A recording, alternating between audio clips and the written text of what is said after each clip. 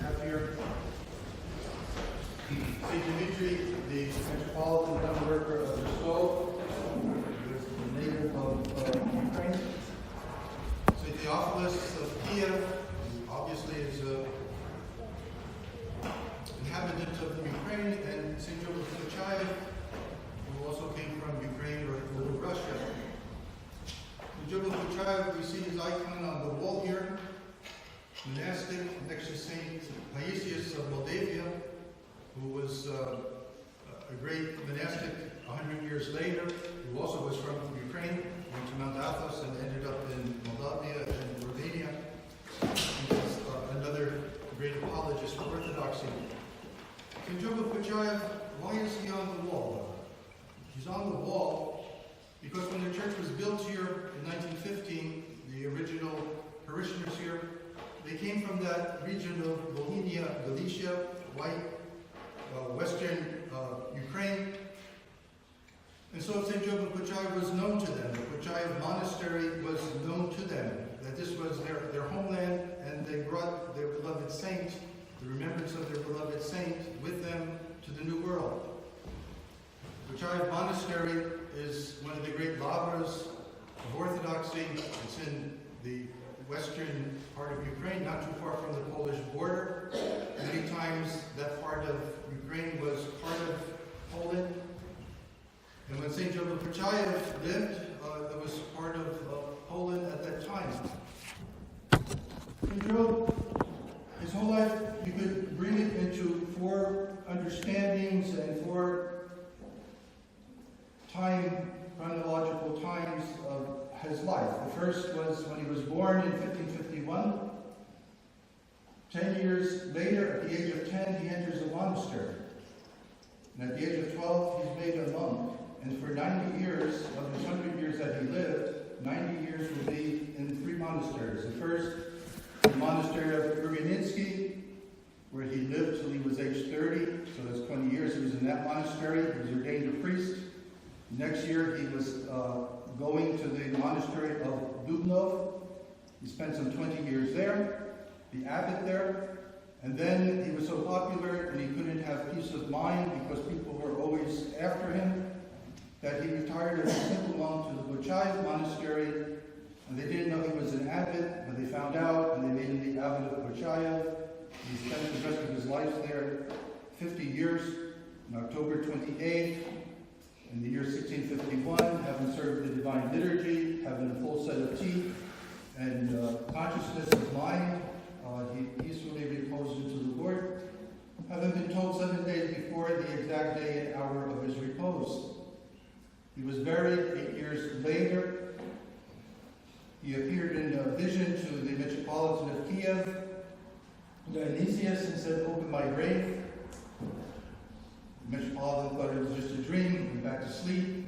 Second time, third time, and the third time, St. Joe was a little angry and said, "Open my grave, get me out of here, the people need to see me." They opened his grave some 8 years after his repose, and his body was found incorrupt. Well, that was 357 years ago, and if you go to Pochaev today, his relics, his body is still there, and it's incorrupt, and it's myrrh gushing. St. Joseph Pochaev, he spent 90 years in the monasteries. We might say, well, what does St. Joe tell us? What does he have for us? Well, let's look at his life a little first. He lived in a time in a land that was very difficult.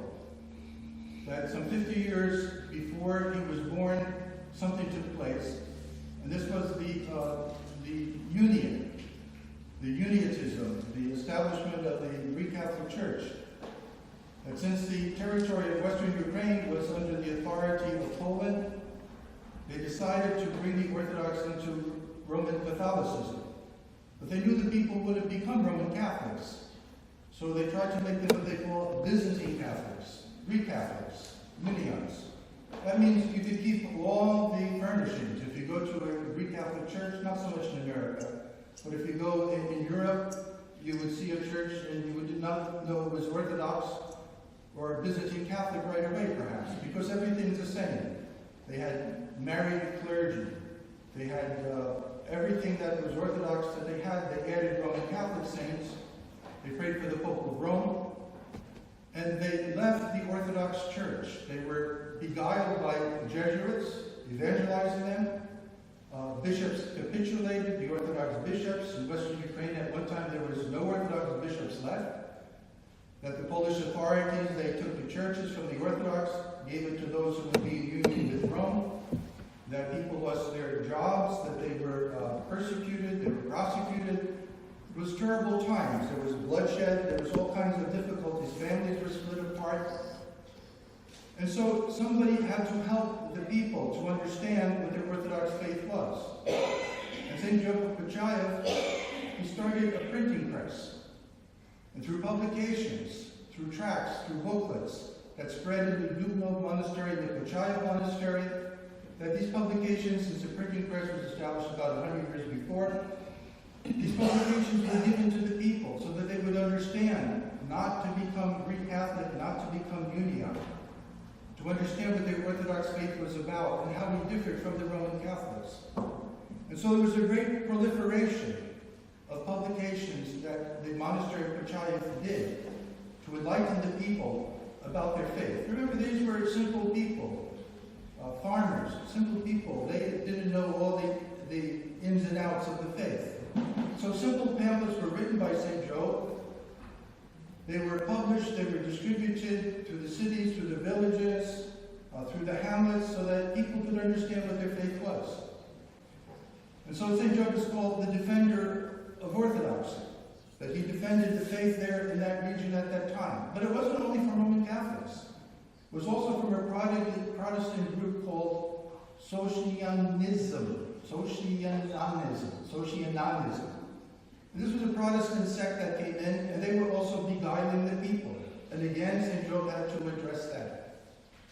And so, this is what St. Job was doing, besides taking care of the monastery.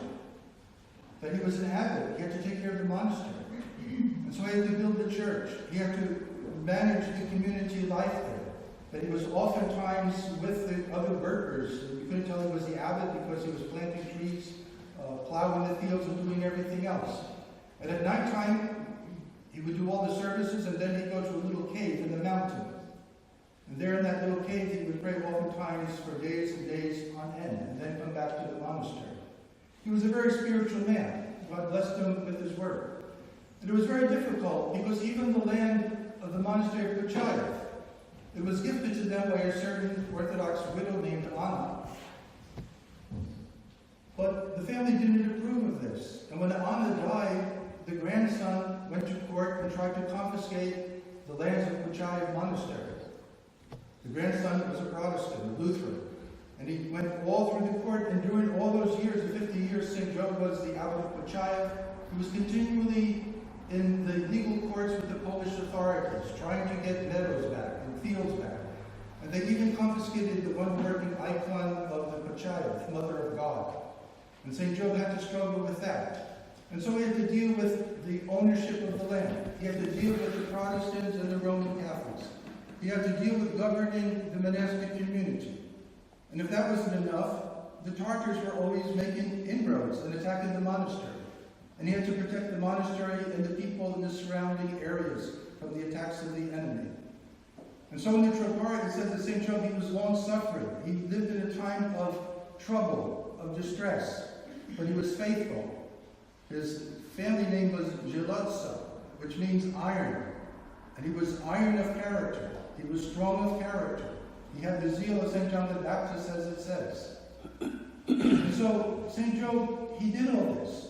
And God glorified him because he made his relics incorrupt. And those relics remain incorrupt to this day. And later, a century later, when the monastery itself fell into the hands of the Greek Catholics, and for 110 years, the Orthodox monastery of Pochaev was taken over by the Uniats, but the relics of St. Job still worked miracles for people. The Pochaev icon still worked miracles for the people. And then finally, in the year 1831, it was returned to Orthodoxy, made a great lava, and is a citadel and lighthouse of Orthodoxy in Western Ukraine.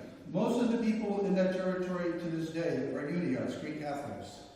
They do not appreciate Pochaev. They would like to have Pochaev Monastery back into their territory so that they could again, run the Pochaev monastery.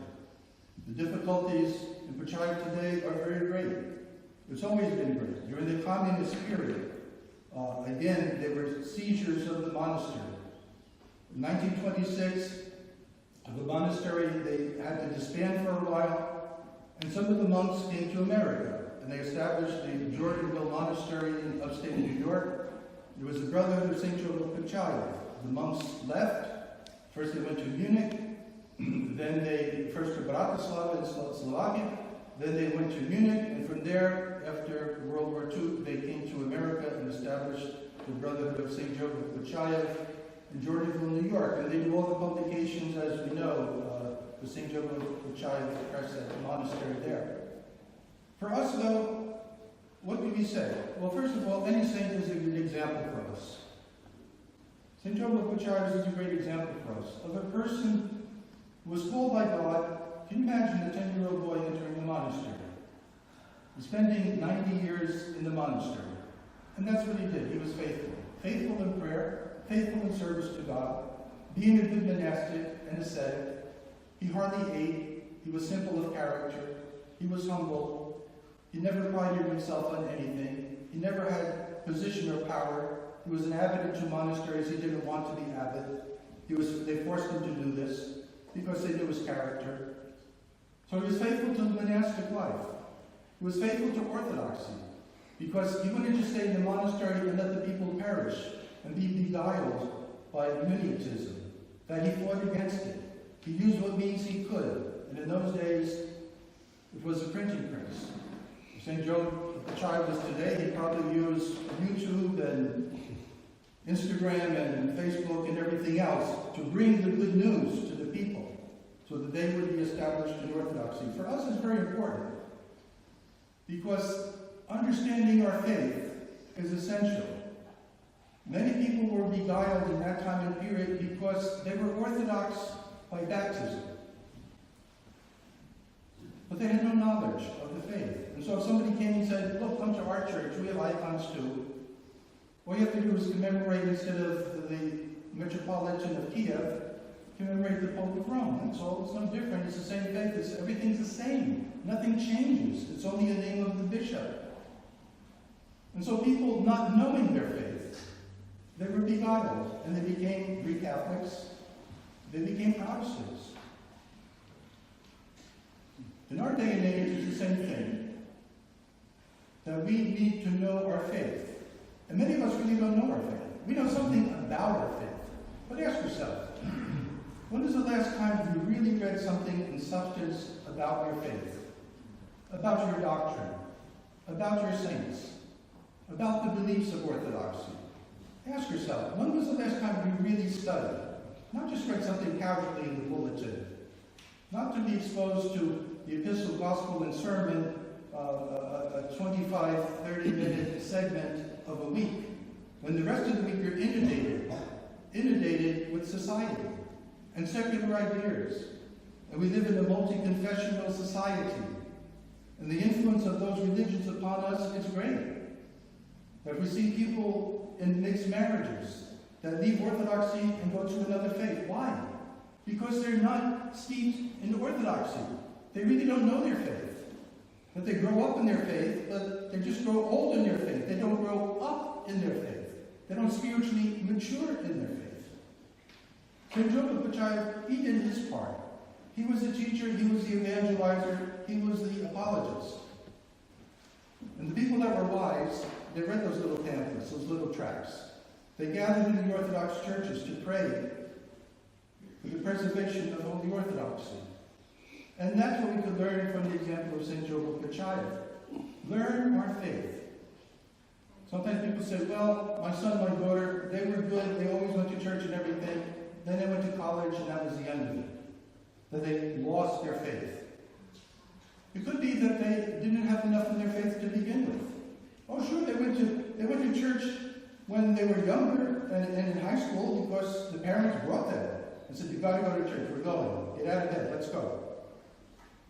But when they're college age already, you can't do that. They have their freedom.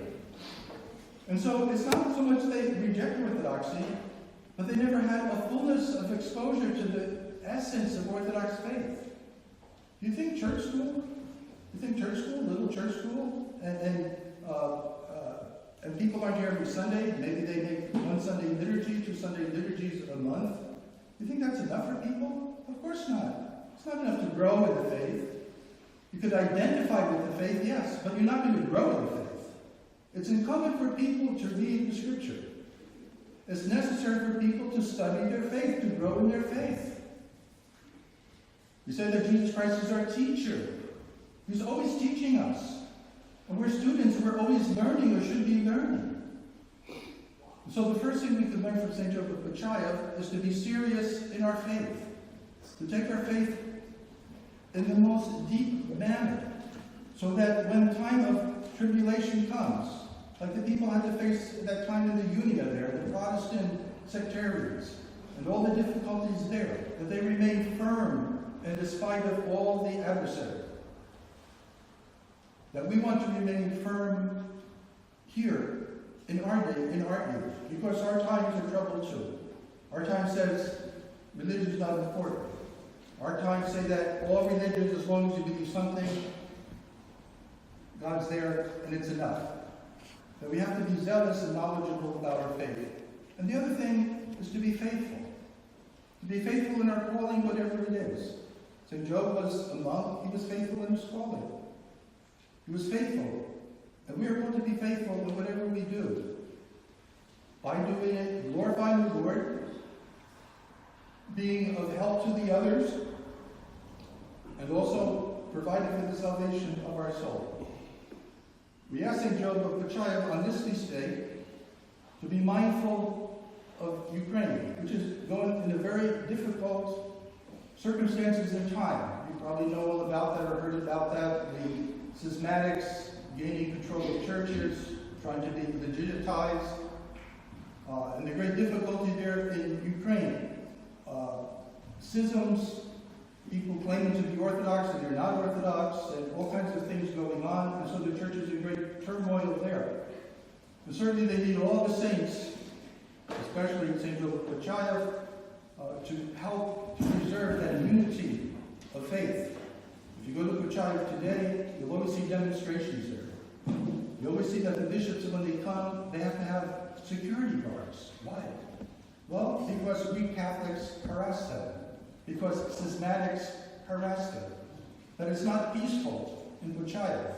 The history of Pochaev has never been a peaceful place. And in that sense, it mirrors our life. Our life is never really peaceful. Sometimes we can have periods of quietude in our life.